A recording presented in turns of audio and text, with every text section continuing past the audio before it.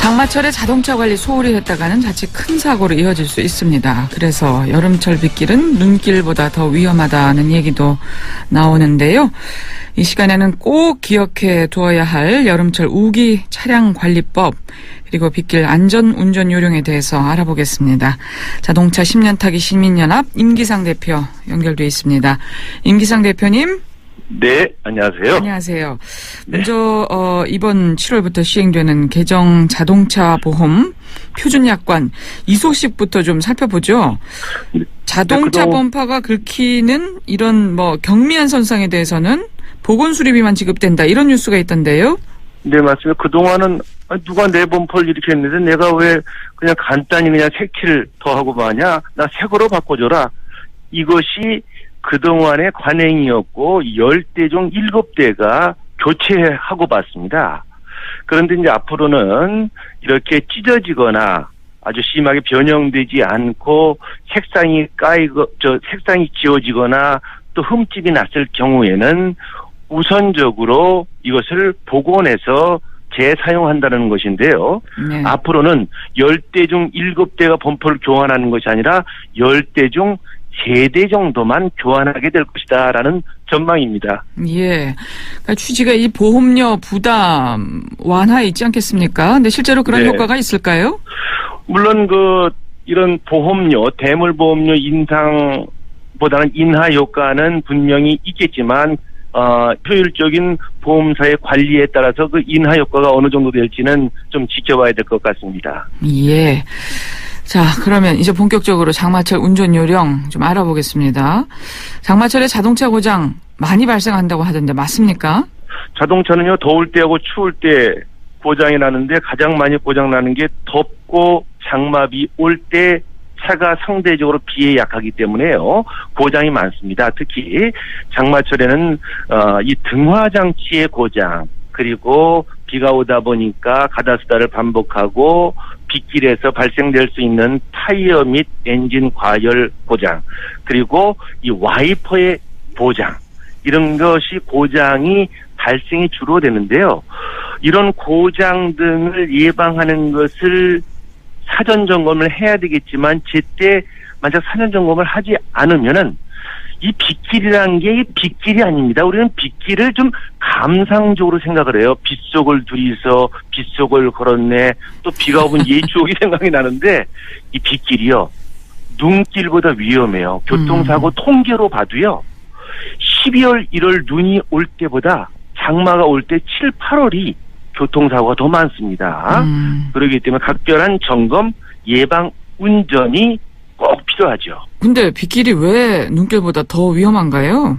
우리 눈이 오면 눈이 오니까 미끄러지니까 차 두고 대중교통수단 이용하자 하지만 비가 오면 비 맞을까 봐 차 더 갖고 나가는 것 아니겠습니까? 네. 그만큼 정체가 되는 것이고요.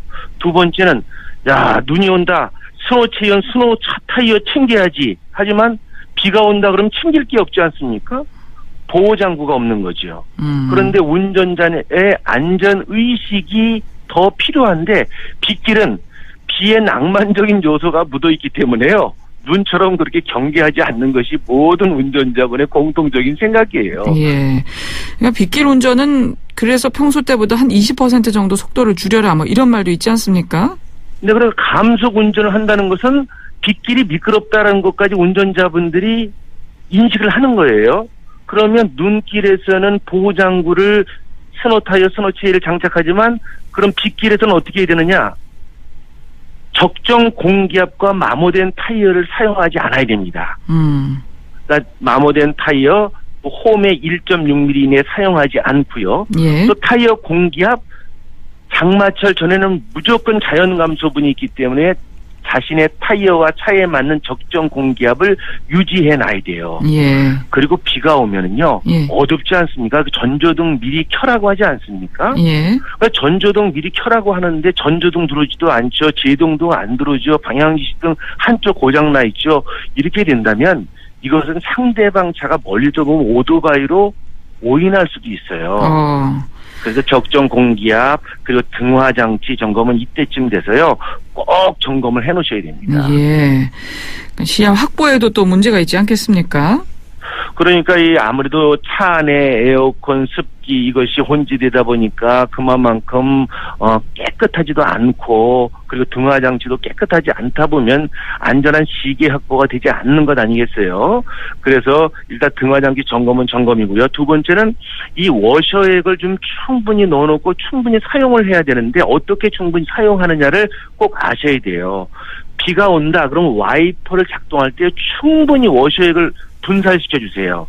그래야 앞 유리가 깨끗하게 날 맑은 날 도로를 다니면서 앉았던 이런 미세먼지나 그리고 매연으로 인한 이런 나쁜 것들이요. 예. 어두운 것들이 깨끗이 세제에 의해서 깨끗이 닦여 나가기 때문에 와이퍼를 작동해도 뿌두둑 소리가 안 나요. 예. 깨끗이 닦아주시고 전조등도요. 이런 일회용 티슈로 깨끗이 닦아주면은 더 밝아요. 예. 그리고요, 뭐 도로 위에 지뢰라고도 하잖아요. 포트홀 이것도 참 여름철에 문제죠.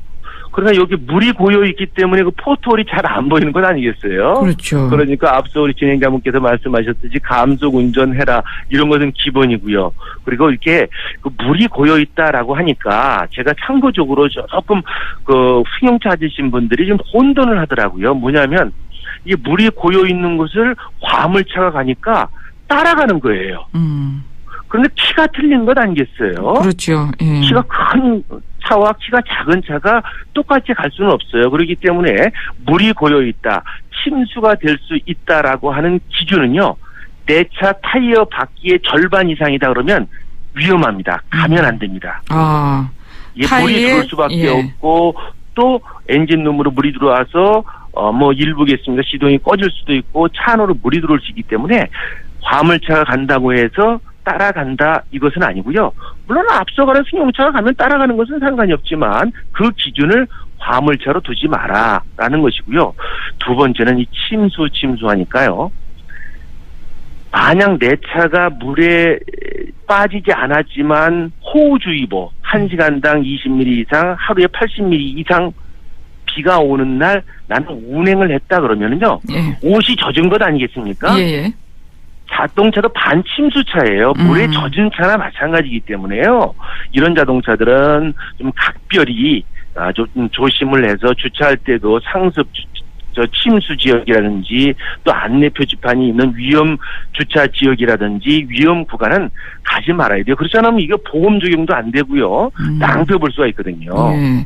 만약에 침수 피해를 입었다고 하면 어떻게 대처하는 게 좋을까요? 일단 침수 지역으로 들어가서 내 자동차 시동을 걸었더니 시동이 안 걸린다.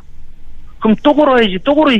이 또 걸어야지가 자동차를 손상이 오는 거예요. 그렇게 하면 요즘 자동차들은요. 예. ECU하고 이 경유자동차는 고압 분사 방식이기 때문에 이 장치들이 몇백만 원 가요. 그러니까 시동이 꺼졌다, 시동이 안 걸린다 그러면 얼른 휴대폰에 예. 보험사 긴급 출동 서비스반 연락, 제작사 긴급 출동 서비스반을 이때쯤 돼서 휴대폰에 입력을 시켜놔야 되는데 뭐 1번 단축 다이얼 누르면 어머님 뭐 부모님 나오는 것도 그렇지만 다 외우는 번호는요. 넣지 마시고요. 예. 또 먹거리 뭐 치킨집 이런 것보다는 이때쯤 돼서는요. 보험회사 긴급 출동 서비스반 1번, 2번엔 자신의 자동차 회사 긴급 출동 서비스반, 그리고 3번에는 단골 정비업소에서 자동차를 위한 번호를 이때쯤 돼서 꼭 입력시켜 놓고 위사 시에는 무리하게 시동을 걸지 마라. 그러니까 계속 시동을 걸게 되면 이게 무리가 되는 거, 장치에 무리가 된다. 아까 ECU라고 하셨나요? 전자제어 장치 그리고 고압 분사 장치 같은 것이 손상이 오면 이건 수리가 안 될 수가 있어요. 비에 젖으면. 그러니까 쉽게 얘기해서 컴퓨터가 물에 풍덩 빠졌는데 계속 부팅하고 이러면 뭐 어떻게 되겠습니까? 이럴 때는 빨리 코드를 빼는 것이 현명하듯이 자동차도 똑같은 방법의 순서다라는 것이죠. 예. 여름철 우기에는 내가 든 보험을 다시 한번 살펴볼 필요도 있다면서요? 그러니까 침수가 되면 보상을 받는다? 이것은 아니에요. 다만 자기 차량 손해에 담보가 돼 있어야 돼요. 자기 차량 손해에 가입이 돼 있어야 돼요.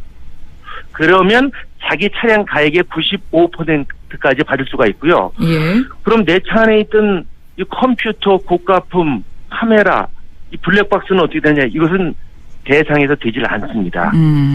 그리고 두 번째는 안내 표지판이 있거나 경찰의 통제가 있거나 상습 침수 지역에 갖다 세웠는데 아차 내 차가 이렇게 됐다라고 하면요 보상은 되겠지만은 다음번에 보험에서 이게 할인 혜택이 안 돼요. 이런 또 그런 게 불이익을 있군요. 감수해야 되기 때문에 오늘쯤 해서 4차에 내 차가 가입이 돼 있는지 없는지 확인하시고 안 돼 있다면요 절반의 분들이 이걸 가입을 안 해요. 꼭 좀 확인해 보시기 바라겠습니다. 추가로 그런 보험을 만약에 들게 되면 비용이 많이 들까요? 그렇게 뭐 많이 드는 것 아니니까 이거 뭐 네. 단기로도 좀 들 수 있는 방법이 있으니까 아낄 것을 아끼는 게 절약이지만 이게 마모된 타이어 알뜰하게 쓰는 것은 이건 절약이 아니고요.